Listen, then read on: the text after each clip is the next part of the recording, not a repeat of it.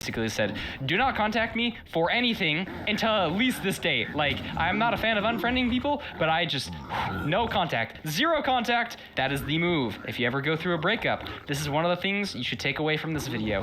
No contact. Repeat that with me. No contact. It's so important. You're not a bad person for doing it. You just need time to heal. And I guess I don't have personal experience with this, but from the things that I've heard about, like, any reaching back to that person, it's just opening those wounds. It's undoing the stitches. You're gonna have to do that healing at some point. It's only delaying it. And I think at some point you can probably like be able to talk to them. I don't plan to like shun her for the rest of my life, but I'm also not gonna like, I could not talk to her every day like I did before. I can always be friendly. And I guess I'm sort of like talking about the future here. Have I talked to her? Will I ever talk to her? Ooh, let's go back to our other point. In the nicest way possible? Screw you. All right, let's move on.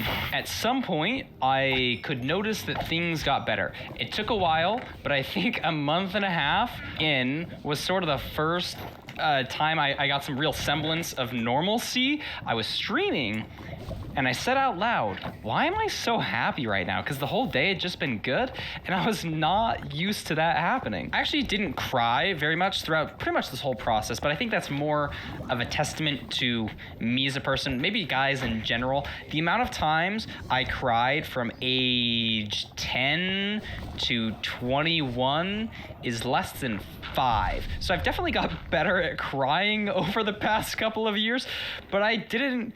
It's kind of funny, I didn't shed too many tears on this, but my mental was just so utterly destroyed. I remember driving down to my mom's house, listening to music, and I had to keep changing the station because like it kept just like breaking me down. But this is another point that I wanted to bring up, because when I went to that family gathering, I was also considering not going because the breakup sort of just happened, and I really didn't want to talk about it. So what I did was I made a group chat with like my family, and I said, hey, I broke up with that girl. I don't want to talk about it. Please don't mention it.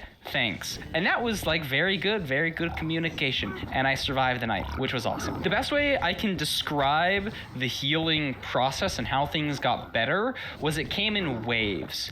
And those waves got less frequent and less intense, but they were still waves. You go up and then you go down, and then you go up and then you go down. It really is just experiencing grief.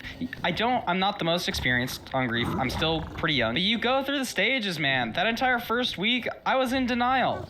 I didn't want it to end, and I had to slowly accept that it's ended and that I'm gonna keep moving on. You know, I would walk outside and it would be all sunny, and I think to myself, it's so dumb.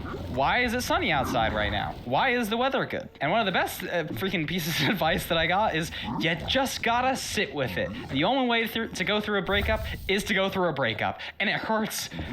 I've said this far too many times. I'm sorry. I should take this back. It just hurts so much, bro. And I've got so much empathy for people going through this. And it's probably not even the worst breakup out there. You know, I think you can get self-conscious because the funny thing is, as soon as you start talking about it, the first question that a lot of people will ask is, oh my gosh, how long were you guys together? And when I hear that, I kind of recoil. I'm like, it's not like I had a 3-year relationship where I was living with somebody. Like, it makes you almost feel invalidated with your feelings. Don't let that happen. One of the best things that I heard throughout this entire process was the only thing that determines how bad you hurt from a breakup is how attached you were. And so to end this video, I want to shout out a couple of YouTube videos that I watched early on in the breakup that I think really helped. Number one, I'll put it on screen. Can't remember the guy who made it. How to survive a breakup. And it was a very male-oriented video, very direct. In the intro, he said, this isn't going to be a sappy video. This is, I'm already, like, if you're going through a breakup, you're already sad. Like, you don't want to hear that. If I was going through a breakup, I just want somebody to tell me, like, what to do. It was very actionable steps that I think one of the biggest ones was no contact. I'm going to re-emphasize that. I think I was already doing it. But do not, no contact. contact. That's crazy. It's okay. Take some time for yourself. The second one is a video from a YouTuber called Caroline. I watched a lot of her videos on like breakup stuff, relationship. There was lots of entertaining things. I can't remember the exact video I'm thinking of, but that was a very good one. Another one, this one was really good. 6 months of heartbreak documented. I think the guy's name is Steven or something. Beautiful video, awesome to watch. That's the sort of stuff I wanted to watch when I was really going through it. So if you ever find yourself going through a breakup in life, which on average, most of you probably will. If you remember this, maybe come check out some of these resources because they are good videos. There's also another good TED Talk that I'll also put. That was a good watch. There's some smart people talking about heartbreak out there. I remember watching that how to survive a breakup video, and he just like started pulling up some stats because I think those are good. He said, on average, it takes people 11 weeks to get over somebody. And I sat there on day like 5 thinking to myself, oh no, I can't do this. I don't want to do this. That's so long. Please, no. And let me tell you, I mean, I'm not going to go into the dates. I actually don't know the dates off the top of my head. But I passed the 11-week mark, baby. I passed it. And I remember looking at my calendar thinking, oh my gosh, wait. That was 11 weeks. So if you are going through a breakup, I'm sorry. This probably wasn't the best video to watch if you are going through a breakup. It's probably a little bit more like higher energy. I mean, maybe not. I don't know. But it sucks, man. I'm sorry. And to all the other people that aren't going through a heartbreak, well, I hope you enjoyed listening to this. Hopefully you learned something. What am I going to do next? Have I started dating? When am I going to start dating? What does my future look like? Again, in the nicest way possible, screw you guys. I don't know if I'll talk about relationship stuff, but I did here, and I think it was really cool and good. It's a very important story to me. So thanks for listening, and I guess I'll see you in another commentary video. Maybe I'll just be like talking about a speedrun on the next one. Who knows? I feel half the videos on this channel are just talking about Minecraft, half are life stories. Okay, bye.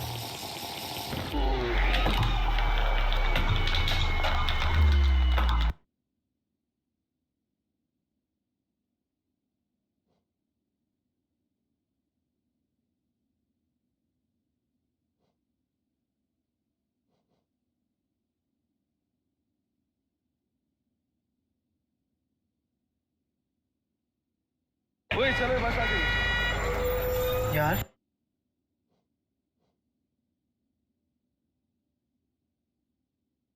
I am waiting for my laundry to finish. I know you don't get these impressive events every single commentary video, so calm down. I'm gonna do laundry like once a week.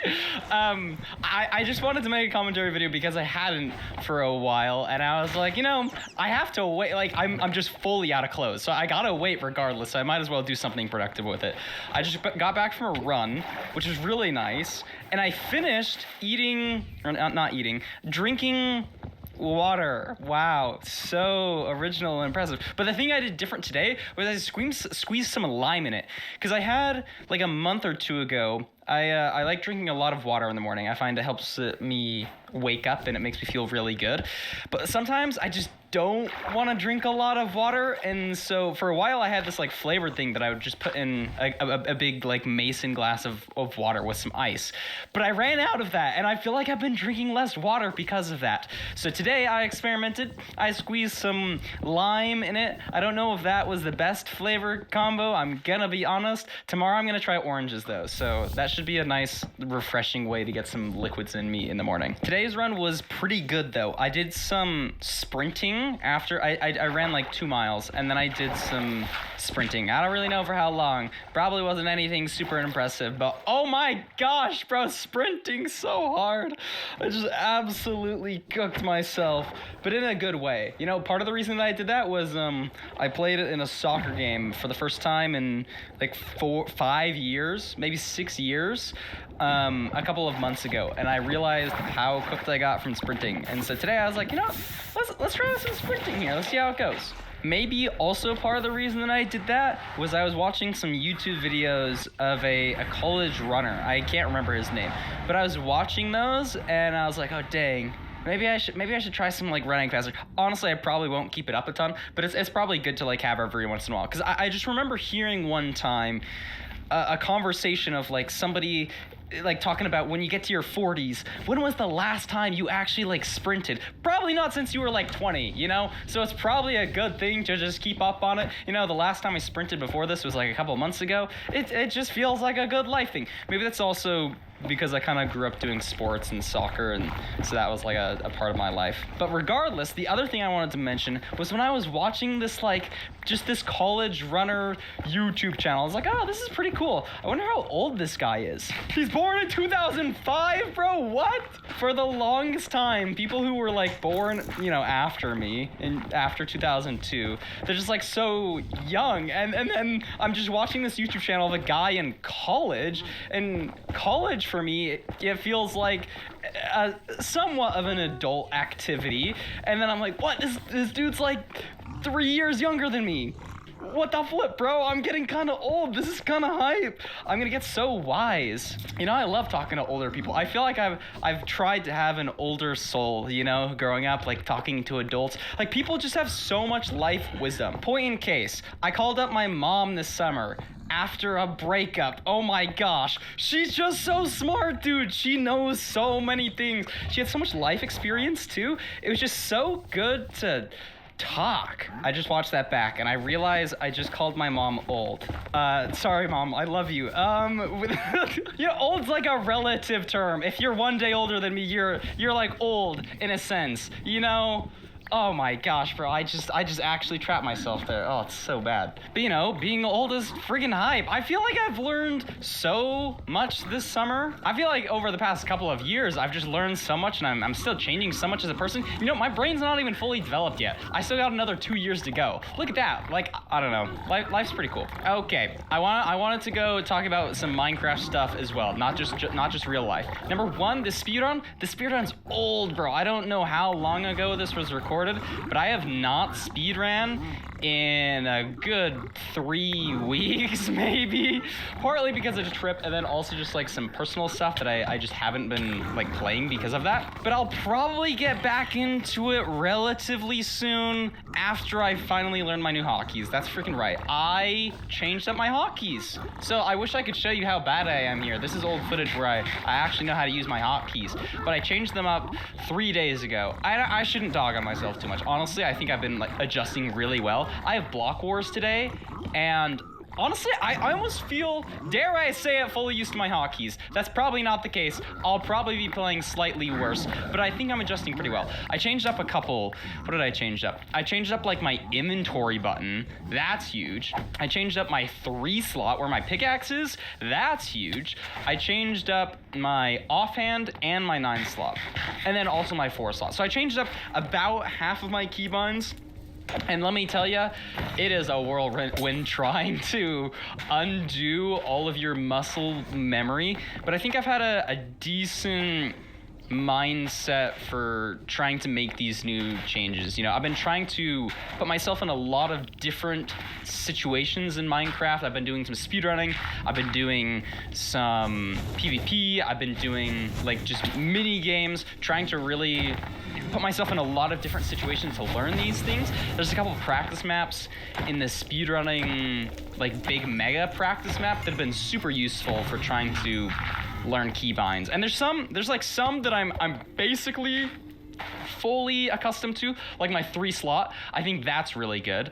My 3 slot is now what, E, so it used to be my inventory. That one, honestly, kind of nice to learn, because I think a really good way to learn is when you get really quick feedback when you do something wrong. And so every single time I try to switch my pickaxe slot, giant UI of my inventory opens up. It's just like a giant flashing warning saying, you did it wrong, you did it wrong.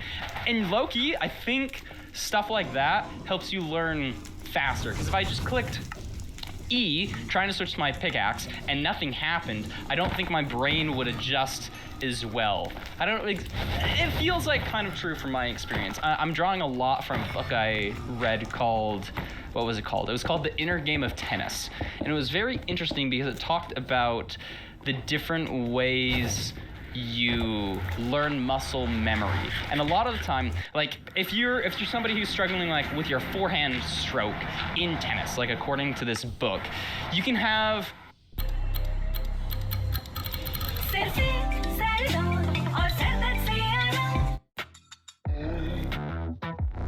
Save time creating content and generate a high quality. a really good player tell you, oh, you're like not like bringing your racket back as far as you should. You should be doing this, this, and this. And if you did change those things, you would play better. But it's really hard for your brain to adjust to that. And so a better way to learn is just say, okay, notice how far back you're swinging, you're pulling your racket. Don't change anything about what you're doing, but just simply notice how far you're bringing your racket back. Like, just pay attention to that. And you'll often find that when you only when you just pay attention to something, you will start to make those changes naturally, and it becomes a lot easier to be aware of what you're doing and then hence make your changes. So yesterday I was just spamming out all of these different kinds of practice, one of which that was really fun was mace PvP. Oh my gosh, I am so bad at mace PvP, bro. That's all. I've been doing a lot of new things. I'm learning cart PvP with Leowook. I'm doing like an hour a day just like to see how good I can get in a week. I started learning mace PvP for the first time, and by learning I mean literally just trying it out. The first time using the mace for me was a week and a half ago, so I have very little experience, but it's been super fun. I'm trying to like, I should really, I think I'm at the point where I've tried it enough on my own. I should get with a coach to actually like tell me what the current strats are, but that's been really fun, and I think that was really good for hotkey practice as well.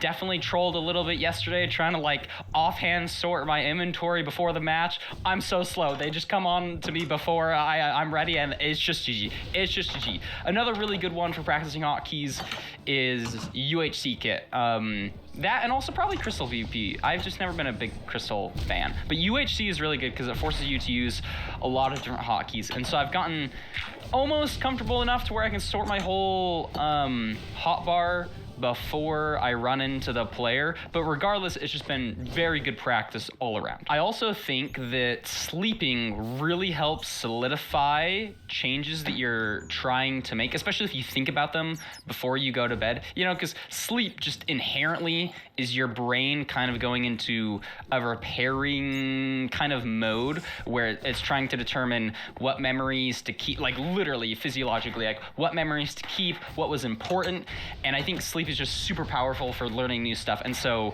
I try to use that as benchmarks in a sense. Dude, I took a nap 2 days ago or something when I started to learn this stuff, and I was like, dang, I got like 2 sleep sessions in a practice, because I think it just is good. I'm also just a huge fan of sleep for mental and physical well-being in general. It's a huge point of mine. I make it a very big priority to get good sleep, and you can't always get good sleep. Like 2 weeks ago, I could not go to sleep for like 3 days. I mean, I went to sleep, but I just like couldn't go to sleep on time. And that was just because of some personal stuff. But I got on some calls at like 1 or 2 in the morning to just talk, and so that kind of sufficed. But in general, I think I get pretty good sleep. So in about 2 hours, I'm going to be playing in Block Wars, and that'll be the first real big test of my new hotkeying, because it's going to be in an environment where it's stressful. I want to perform, and I gotta perform. So the big ones right now I probably need to focus on are perspective changing. I changed that to a different keybind. That's been throwing me off a little bit. Maybe my 4 key. I think my 4 key is basically good. Honestly, my biggest goal isn't even hotkeys with this event. My biggest goal is I just want to enjoy it, and I know it sounds kind of silly, but I played in an event a couple of days ago. It was a speedrunning-esque event where it was first team. It was actually a charity event, so that was really cool. But obviously, like, even if it's a charity event, I'm still gonna be competitive. I still want to win. And the goal was first people to kill the dragon wins, yada, yada, yada. There was like a 2-hour time limit before you could enter the end. And so I spent 2 hours feeling like I geared up pretty well. I was ready to get in the end, have this cool, awesome end fight. And then I load into the end, and there's just so much delay on the loading screen. Somebody had entered 5 seconds before me. They hit me off with a knockback sword, sword. I'm in the void. I lost literally everything. And it felt so bad because I was just so invested in doing well. And I honestly felt bad, like pretty bad about it afterwards. And I didn't like how I was in the mental dumps after doing that. Because I just lost, you know, it was totally fair. They hit me in the void. Even though, like, literally the server, like, I load into the end, I'm instantly in the void just because of server delay. But I don't want that to happen with Block Wars, so I'm going to try to be very intentional with being present and just having a good time. So wish me luck. I guess once this commentary video is out, the whole event will have been over. But I hope you guys are doing pretty well. I feel like I've been getting back in a rhythm with life, so probably use some more commentaries soon. But I'm not going to make any promises. Hope you guys have a good day, and I'll talk to you later. Peace.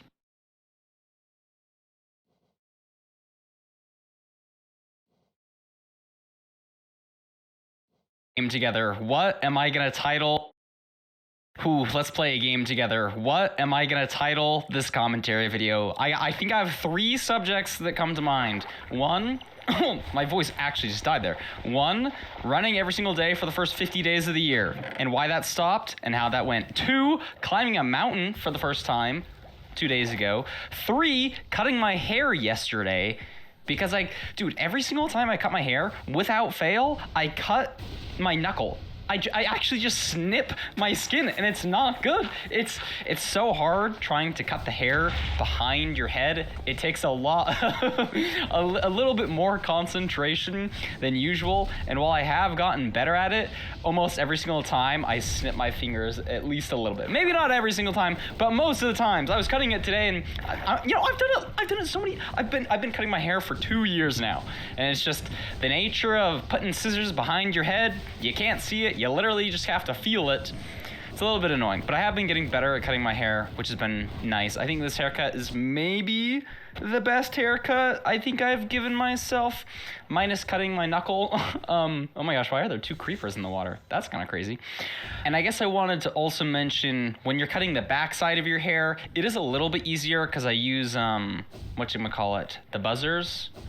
Is that what it's called? Clippers? Buzzers? That thing, those bzzz, not the actual scissors. You guys know what I'm talking about. I use those mainly for the back of my head because it's a lot easier to get like an actual fade and be consistent about it, because I'll go through 6 or 7 different sizes and you kind of just feel lower and lower every time, so then it actually like gives it a fade, you know what I mean? And then the rest is kind of just like freehanding it. As long as you go slow, and if it's your first time, it's like a lot harder, obviously. But as long as you go slow, it really isn't that bad to cut your own hair. It also makes you feel fresh, man. Like it's the beginning of a week. Is it even the beginning of Tuesday? It's close enough to be the beginning of a week. It's the beginning of a week. I cut my hair. I shaved with an actual razor instead of, or like I usually shave every other day or every day with an electric razor, but whenever I use an actual razor and shaving cream, that feels extra cool, and I do that pretty much every single time I cut my hair. And every time I do, I'm like, oh my gosh, wait, I forgot how smooth my cheeks can be. You know, the electric razor gets it done and it like looks fine and good, but man, the razor feels kind of good. The first time you ever shave, oh my gosh, you feel so cool. I'm like, oh my gosh, this is what they do in the movies. And now, you know, I'm just the kind of guy who just needs to shave. Bro, what are these commentaries? Okay, sorry. I'm not gonna get self-conscious here. The other things that I wanted to talk about were 2, climbing a mountain for the first time. That happened, 2 days ago? That was pretty cool. That was chill. Honestly, I'm not a huge fan of hiking.